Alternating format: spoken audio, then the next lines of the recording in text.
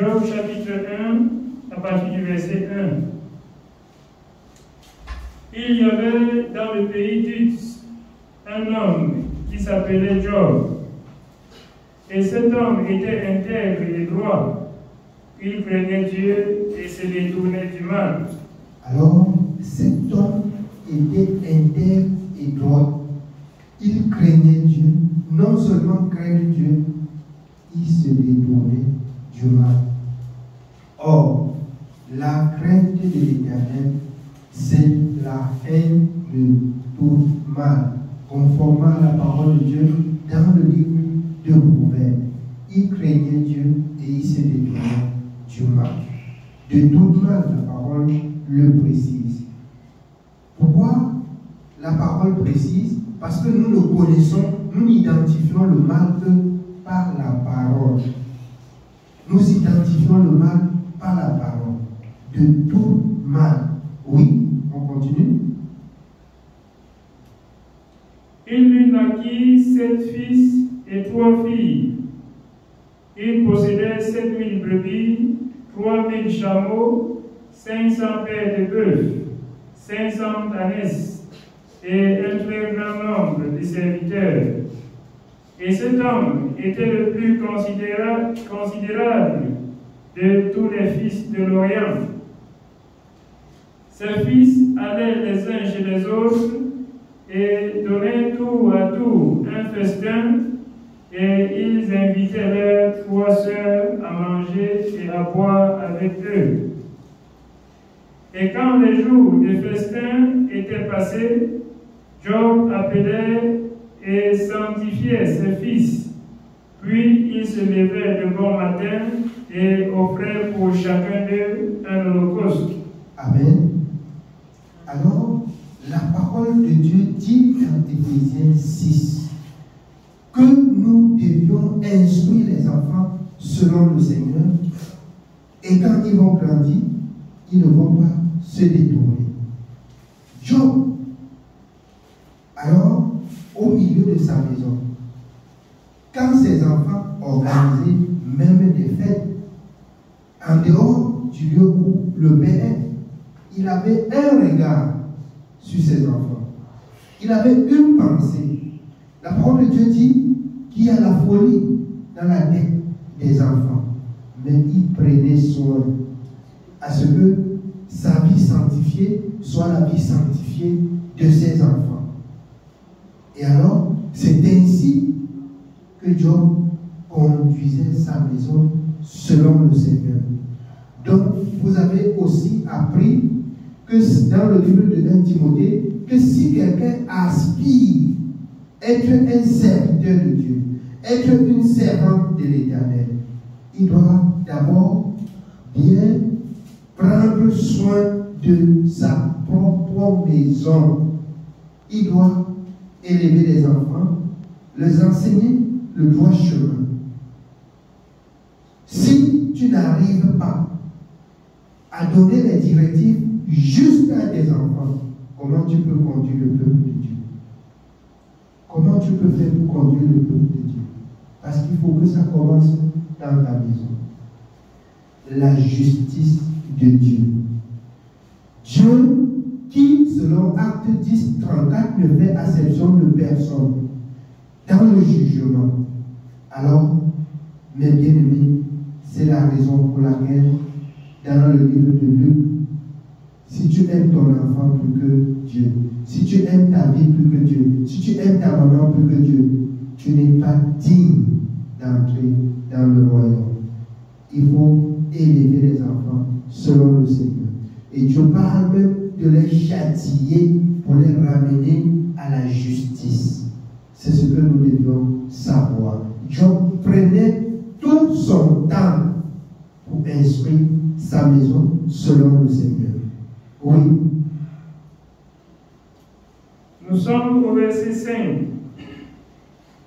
Et quand les jours de festin étaient passés, Job appelait et sanctifiait ses fils, puis il se levait de bon matin et offrait pour chacun d'eux un holocauste. Car Job disait, Peut-être mes fils ont-ils péché et ont-ils offensé Dieu dans leur cœur. C'est ainsi que Job avait coutume d'agir.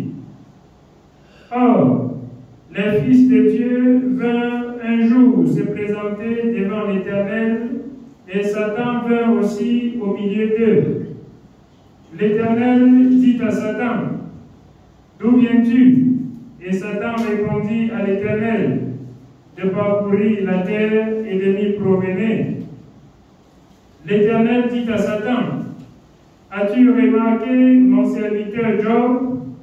Il n'y a personne comme lui sur la terre. » As-tu remarqué mon serviteur Job? Il n'y a personne comme lui sur la terre.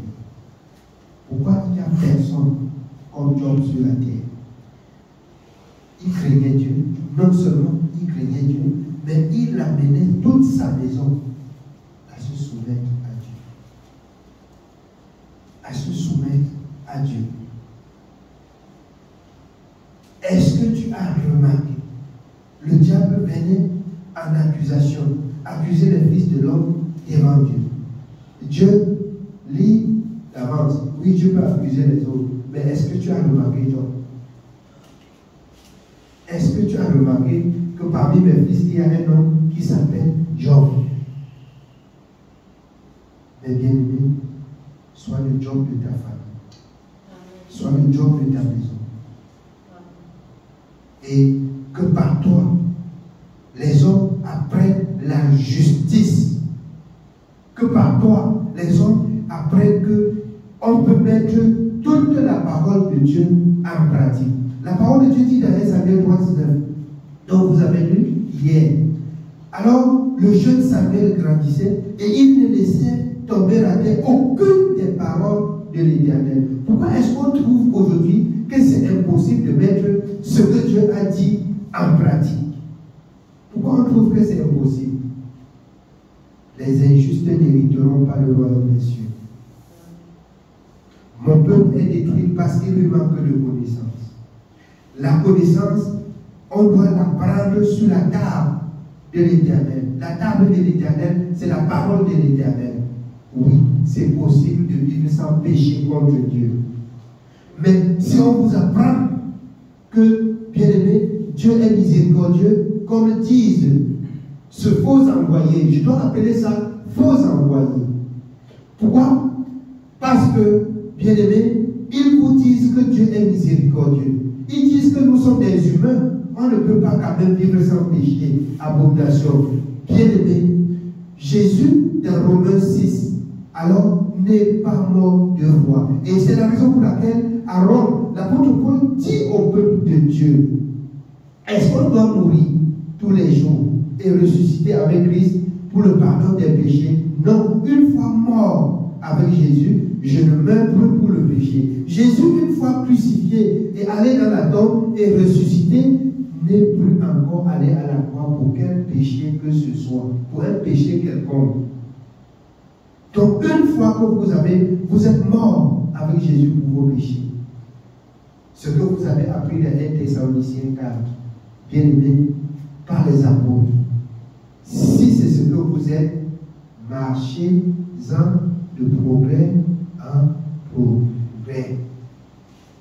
Allez-y de progrès en progrès. L'apôtre Pierre dit, croissez dans la connaissance et dans la grâce. Ma foi va grandir et non tarie. Non, vous avez lu. Alors, le roi David dans Psaume 101, je hais la conduite des pécheurs.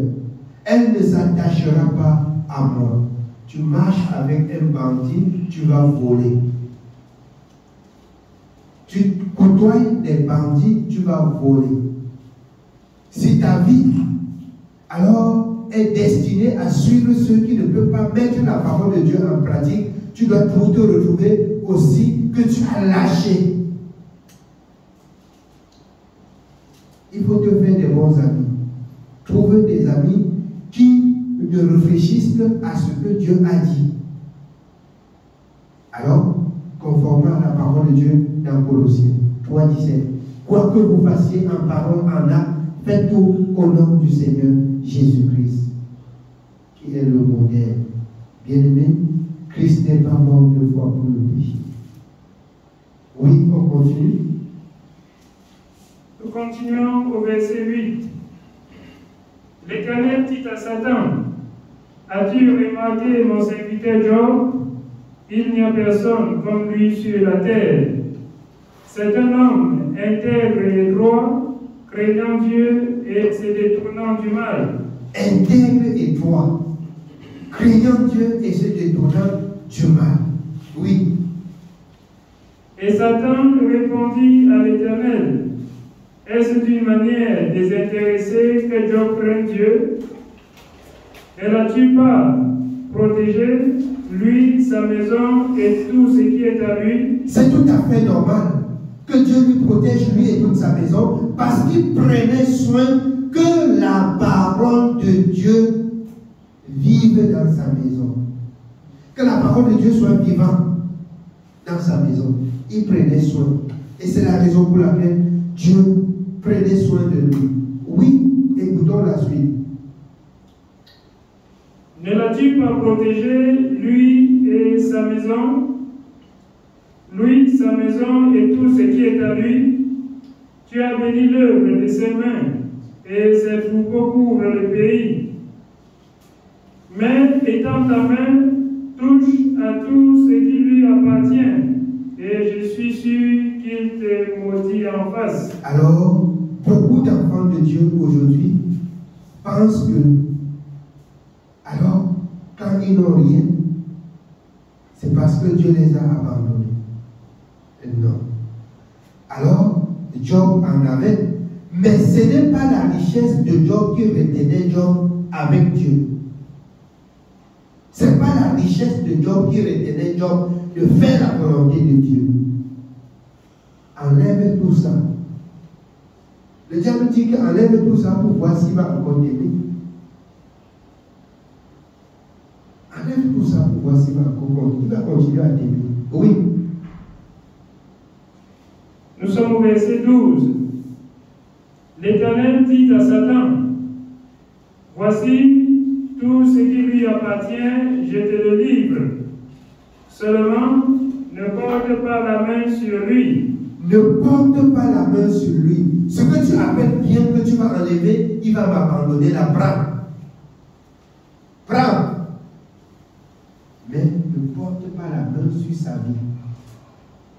Nous donnons nos vies au Seigneur Jésus-Christ pour la vie éternelle et non pour le matériel éternel. Parce que rien ici-bas n'entrera dans le royaume. Et c'est la raison pour laquelle le Seigneur a répondu aux disciples quand ils ont vu la belle temple de Jérusalem. À la fin, Seigneur, quel deviendra le temple bâti par alors Salomon à Jérusalem? Il ne restera ici bien sur bien qu'elle ne soit bouleversée. Toutes choses sur la terre seront bouleversées. Mets ta confiance en Jésus. C'est le Seigneur. À chaque jour suffit sa peine. Si une journée porte son pain quotidien, tu manges et tu bénis Dieu. Et Dieu sera avec toi. Oui. L'Éternel dit à Satan, voici tout ce qui lui appartient, je te le livre. Seulement, ne porte pas la main sur lui. Et Satan se retira de devant la face de l'Éternel. Un jour, que les fils et les filles de Job mangeaient et buvaient du vin dans la maison de leur frère aîné, il arriva auprès de Job un messager qui dit, les bœufs labouraient et les ânesses paissaient à côté d'eux. Les Saméens se sont jetés dessus, les ont enlevés et ont passé les serviteurs au fil de l'épée. Et je me suis échappé moi seul pour t'en apporter la nouvelle. Il parlait encore lorsqu'un autre vint et dit, le feu de Dieu est tombé du ciel, a embrasé les brebis et les serviteurs, et les a consumés. et je me suis échappé moi seul pour t'en apporter la nouvelle. Il parlait encore lorsqu'un autre vint et dit, des Chaldéens formés en 3 bandes se sont jetés sur les chameaux, les ont enlevés et ont passé les serviteurs au fil de l'épée. Et je me suis échappé moi seul pour t'en apporter la nouvelle. Il parlait encore lorsqu'un autre vint et dit, tes fils et tes filles mangeaient et buvaient du vin dans la maison de leur frère aîné. Et voici, un grand vent est venu de l'autre côté du désert et a frappé contre les 4 coins de la maison. Elle s'est écoulée sur les jeunes gens et ils sont morts. Et je me suis échappé moi seul pour t'en apporter la nouvelle. Alors Job se leva, déchira son manteau et se rasa la tête.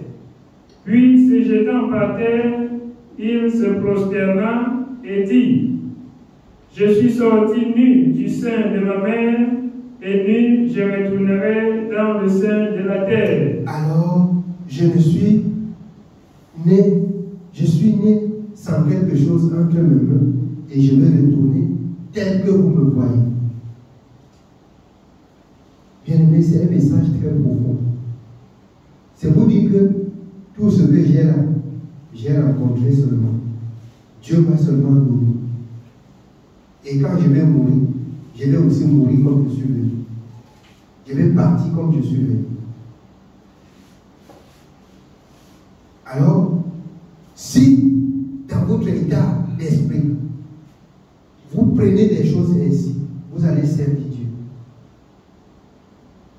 On a beaucoup de problèmes. C'est parce qu'on se soucie beaucoup du lendemain. Quand le Seigneur dit, le lendemain prendra soin d'elle-même. Souciez-vous de la parole de Dieu et de ce que vous n'avez pas fait attendre ce que Dieu vous a recommandé. Et pour cela, vous avez quelques douleurs. Beaucoup de douleurs sont de la part du méchant. Oui, c'est écrit dans le livre de Michée. Beaucoup de douleurs sont de la part du méchant. Si vous avez fait ce que Dieu a dit, Dieu prendra soin de vous. C'est la raison pour laquelle je vous rappelle encore dans Lamentation que chacun se plaint de ses propres péchés. Tout ce qui arrive sur la surface de la terre, Dieu voit. Dieu voit. Quand Job conversait, quand Satan conversait avec Dieu, Job ne savait pas. Il était assis à son endroit, il ne savait pas ce qui arrivait. Il ne savait pas ce qui était en route. Donc, en pratiquant la justice, alors les ennemis de la justice se lèvent contre lui. J'ai admiré et j'ai apprécié les paroles d'un homme de Dieu aujourd'hui qui disait quelqu'un qui a le message de Dieu doit être beaucoup persécuté. Et j'ai dit, cela est vrai parce que ça relève du Seigneur Jésus-Christ. Il a été persécuté jusqu'à la mort de la croix parce que les hommes disaient qu'il apporte une nouvelle doctrine. Il a dit dans sa parole, si le monde vous reçoit ou vous rejette ceux qui m'ont rejeté avant vous. Et c'est ainsi que vous allez porter le message que j'ai porté, ils vont vous rejeter. J'ai dit, pour une fois, je vois quelqu'un qui dit la vérité, mais par ailleurs encore il dévie. Mais je comprends encore que le Seigneur dit dans toutes ses paroles, examinez ce qui est bien. C'est pas ça? Prenez ce qui est juste. Donc, le message de la bonne nouvelle, la bonne parole, quand vous allez la prêcher, bien aimé, armez-vous de toutes les patiences, on va vous jeter tous les cailloux du monde. Mais rassurez-vous, le Seigneur Jésus a reçu les premiers cailloux avant vous. Ça va être difficile. Mais ce qui fait difficile là, Jésus l'a bien aimé remporté à la croix à Golgotha. Ça ne serait que du vent et ça va rester droit. Ne quittez pas la vérité. Dites la vérité. Zacharie 8,16, chacun a son prochain. Si tu veux parler, arrange-toi de savoir que ce que tu veux dire, c'est indiqué dans la parole de Dieu. Bien-aimé, là, ce n'est pas toi qui parles. Tu rapportes ce que Dieu a dit. Amen. Oui. Nous sommes au verset 20. Alors Job se leva, déchira son manteau et se rasa la tête. Puis, se jetant par terre, il se prosterna et dit: Je suis sorti nu du sein de ma mère, et nu je retournerai dans le sein de la terre. L'Éternel a donné et l'Éternel a ôté. Que le nom de l'Éternel soit béni. Écoutez, dans tout ce qui arrive à Job, il bénit l'Éternel. Bien comme mal, toutes choses concourent au bien de ceux qui aiment l'Éternel. C'est dans le livre de Romains. Il bénit l'Éternel même avec tout ce qui arrive. Oui. En tout cela, Job ne pécha point et n'attribua rien d'injuste à Dieu. En tout cela, il ne pécha point et n'attribua rien d'injuste à Dieu. Tout ce que Dieu fait est bon. Bien-aimé, c'est beaucoup de force, c'est beaucoup de courage. C'est un homme éprouvé. Oui. Que Dieu soit béni. Alors, soyez de même les hommes éprouvés dans vos maisons. Soyez le Job de votre famille. Parce que vous doitez la vérité et on vous voit vivre la vérité, la justice de Dieu. Ne soyez pas du nombre de ceux qui disent de bouche et le cœur loin de Dieu. Ne dites pas ce que vous ne faites pas aux gens. Ne prêchez pas ce que vous-même vous ne vivez pas. Amen. Or, bien-aimé, après quoi viendra le message de la fin des temps, qui dit dans Apocalypse 22, à partir du verset 6, nous finissons avec Apocalypse chapitre 22, à partir du verset 6.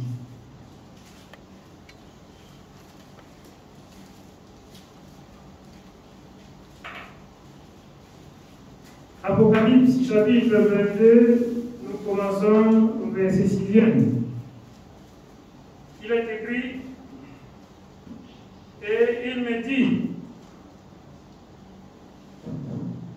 Et il me dit, ces paroles sont certaines et véritables. Et le Seigneur, le Dieu des esprits des prophètes, a envoyé son ange pour attester, pour montrer à ses serviteurs les choses qui doivent arriver bientôt. Et voici, je viens bientôt. Heureux celui qui garde les paroles de la prophétie de ce livre. C'est moi, Jean, qui ai entendu et vu ces choses. Et quand j'eus entendu et vu, je tombais aux pieds de l'ange qui me les montrait pour l'adorer. Mais il me dit: Garde-toi de le faire. Je suis ton compagnon de service et celui de tes frères les prophètes et de ceux qui gardent les paroles de ce livre. De ceux qui gardent les paroles de ce livre. Garde-toi de te prosterner pour m'adorer. Alors, que le peuple de Dieu comprenne. Quand il dit ne scelle pas. Ça veut dire ne couvre pas, ne ferme pas. Dis la vérité au peuple, parce que la fin de toutes choses est proche. Oui.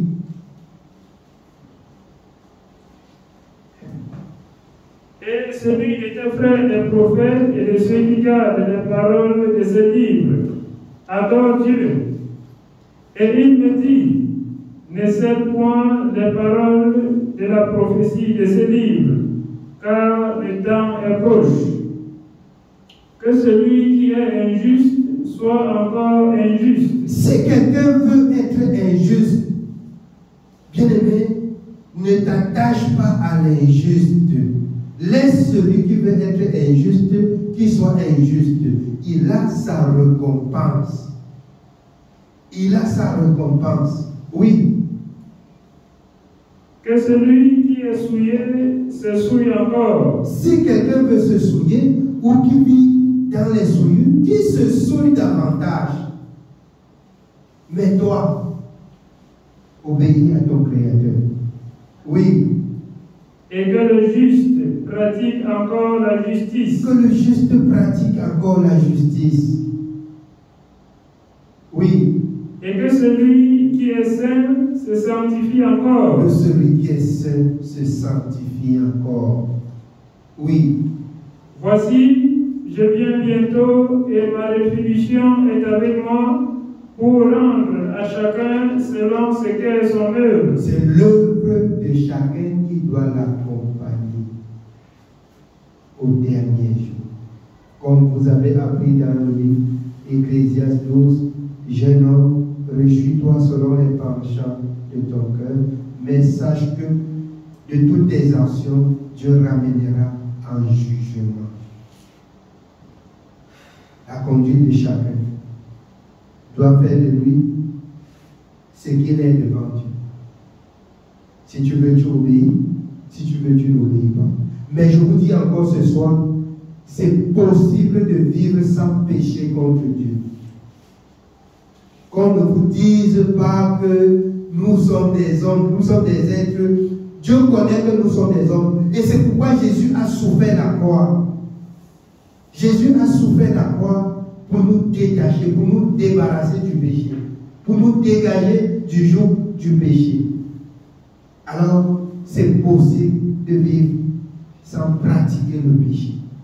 C'est possible. Oui.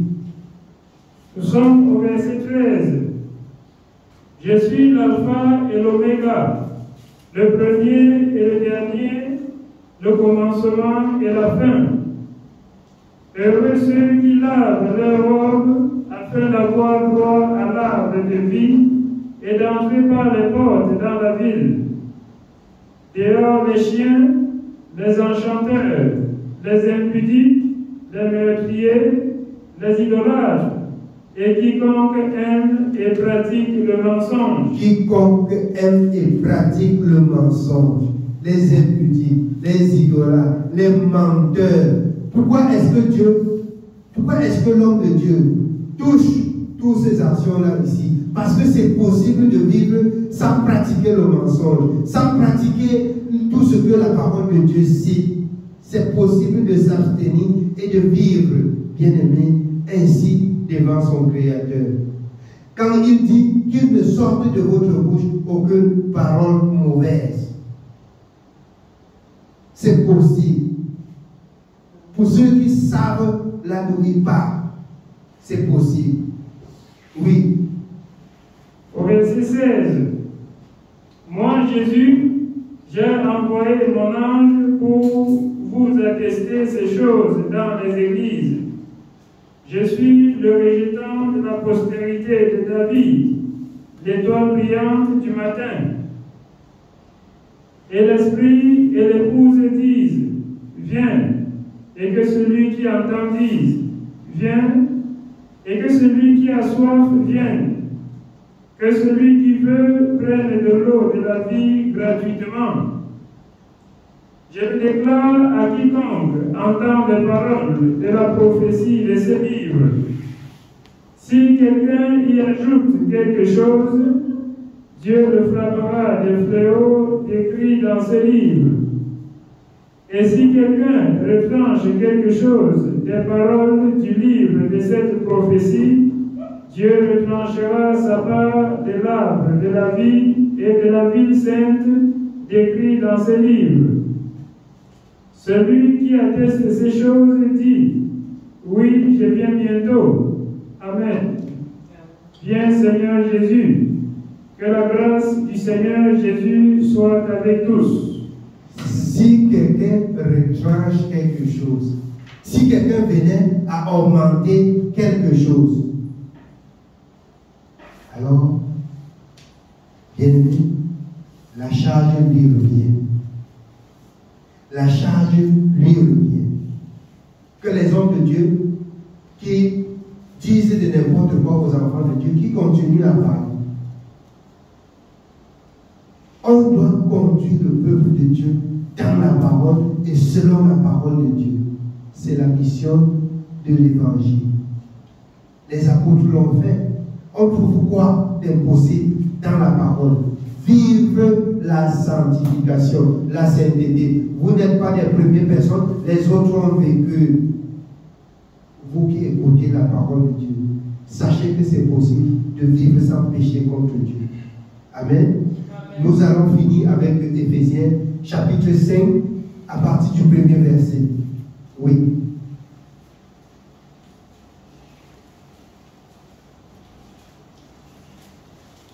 Éphésiens chapitre 5, nous commençons au verset 1.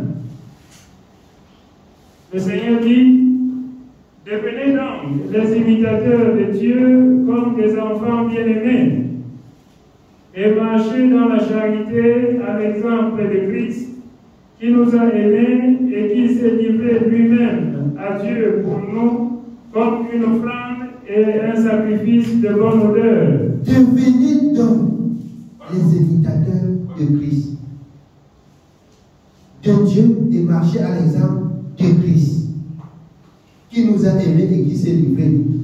On ne l'a pas imposé la croix, il a accepté. C'est la raison pour laquelle il savait la mission qu'il lui attendait sur la terre avant de descendre. On ne l'a pas arraché cette vie, mais il l'a donné. Bien-aimé, pour que toi et moi, nous vivons sans plus péché contre Dieu. C'est la raison pour laquelle la parole de Dieu dit qu'il est le chemin, la vérité et la vie. Marchez à l'exemple de Christ. Devenez des imitateurs de Dieu et marchez à l'exemple de Christ. Oui, on continue. Nous continuons au verset 3.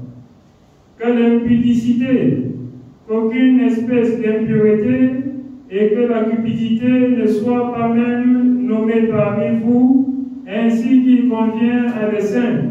Ainsi qu'il convient à des saints, l'impudicité, l'impureté, la cupidité, qu'elle ne soit pas nommée parmi vous. Bien-aimé, c'est ça qui écarte l'homme sur la voie du Seigneur. Quand tu commences à avoir les yeux qui doivent gagner tout le monde entier, la pensée et la multiplication de tes biens, c'est ça qui t'écarte de Dieu. Oui. Qu'on n'entende ni paroles déshonnêtes, ni propos insensés, ni plaisanteries, choses qui sont contraires à la bienséance, qu'on entende plutôt des actions de grâce, car, sachez-le bien, aucun impudique ou impur ou cupide, c'est-à-dire idolâtre, n'a d'héritage dans le royaume de Christ et de Dieu. Comprenez très bien de tout ce que les hommes de Dieu vous permettent d'aller faire et de venir donner de l'argent pour acheter là. Vous n'hériterez jamais le royaume de Dieu. Vous allez hériter le royaume de ce serviteur et de ce faux serviteur. Le royaume qui est sur la terre. Vous allez hériter, mais si c'est le royaume des cieux, là, c'est la justice. C'est la sainteté. C'est la purification. Alors, mes bien-aimés, si vous ne faites pas entièrement ce que Dieu a dit dans sa parole. N'attendez pas. Vous allez comprendre seulement, vous allez entendre seulement parler du royaume là. Vous ne verrez jamais ce royaume. Ce sont des justes qui vont entrer, qui vont hériter ce royaume. Aucun impudent, aucun de tout ce que vous avez entendu hériteront le royaume des cieux. Bien-aimé, si là où tu te trouves, ce que tu écoutes, elle n'est pas conforme, n'écoute plus. Si moi-même, en lisant la parole, en droitant comme ça, après, je me détourne de la parole, n'écoute plus ce que je te parle. N'écoute plus. N'écoute plus. Ce sont ceux-là qui se sanctifient, qui sont fils de Dieu et prêts à hériter le royaume des cieux. Que le Seigneur nous bénisse pour ce soir. Amen. Que Dieu soit béni. Oui, nous rachetons le temps.